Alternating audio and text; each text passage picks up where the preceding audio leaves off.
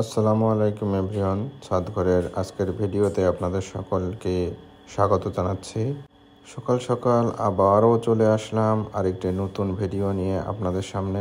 গতকাল আমরা আমাদের ছাদে কিছু টমেটোর চারা লাগাইছি, তো ওই চারাগুলো আজকে সকালবেলার কি অবস্থা সেটা দেখানোর জন্যই মূলত ছাদে চলে আসলাম। এখন সকাল 7টা বাজে এবং দেখুন খুব সুন্দর রোদ উঠেছে আমাদের ছাদে, মাশাআল্লাহ। সূর্যটা অনেক সুন্দর আলো দিচ্ছে।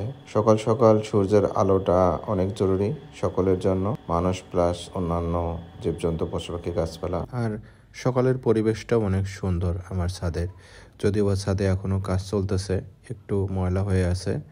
আজকে কাজ শেষ হইলে ইনশাআল্লাহ ছাদটা পুরোটাই পরিষ্কার করে ফেলবো। এই তো দেখতে পাচ্ছেন আমার টমেটোর চারাগুলো, মোটামুটি সবগুলো চারাই অনেক ভালো আছে। কুয়াশা পড়ছে, কুয়াশাতে গাছগুলো অনেক সতেজ আছে। তারপরেও একটু পরে আমি পানি দিব গাছগুলোতে। আর কালকে আমি তো ছাদে মাটি তুলে নিতে চাইছিলাম, কিন্তু আসলে মিস্ত্রিদের কাজ শেষ হইতে হইতে সন্ধ্যা লেগে গেছে, ওই জন্য মাটি তুলতে পারিনি। দেখি আজকে যদি আসে ওদের থেকে কিছু মাটি তুলে নিতে পারি নাকি। আমার যে টবটাতে, এটাতে যে পর্যাপ্ত পরিমাণ মাটি দিতে পারছি তাও কিন্তু না, এটা অনেক বড় একটা টব। এটাতে আরও মাটি দিতে হবে, জৈব সার দিতে হবে। আর এই তো দেখতে পাচ্ছেন আমার জবা ফুলের গাছটা, এটা আমি অনেক দিন আগে কিনে রাখছি, শুধু এটাতে পানি দিয়ে দিয়ে রাখতেছি। তো এটাতেও আজকে, এটাও ইনশাআল্লাহ আজকে আমি একটা পটে তুলবো, একটা টবে। তো দেখতে পাচ্ছেন যে এই সাইডটা একটু বেশি নোংরা হয়েছিল, বারান্দার মতো যে জায়গাটা, তো ওইটাতে একটু ঝাড়ু দিয়ে নিচ্ছি। যেহেতু মিস্ত্রিরা এখানে কাজ করতেছে, তো ওই কাজ করার পরে ওরা এই জায়গাগুলো ঠিকমতো ঝাড়ু দেয় না, তো ওই জন্য ওই জায়গাগুলো একটু ঝাড়ু দিয়ে নিচ্ছি। যেহেতু ছাদটা আমাদের, এটা যদি এরকম করে ফেলে রাখি তাহলে দেখা যাবে যে অনেক নোংরা হয়ে থাকবে।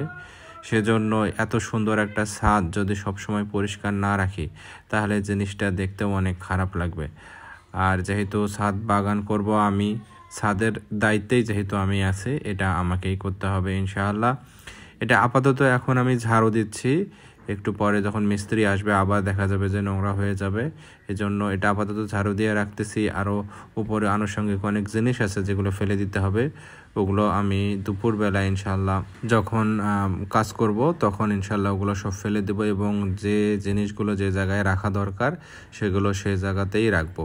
যেহেতু আমার এই ছাদটাতে আমি পুরোটাতে বাগান করব, আসলে কোথায় কি করব সেটা এখনও সিলেক্ট করিনি।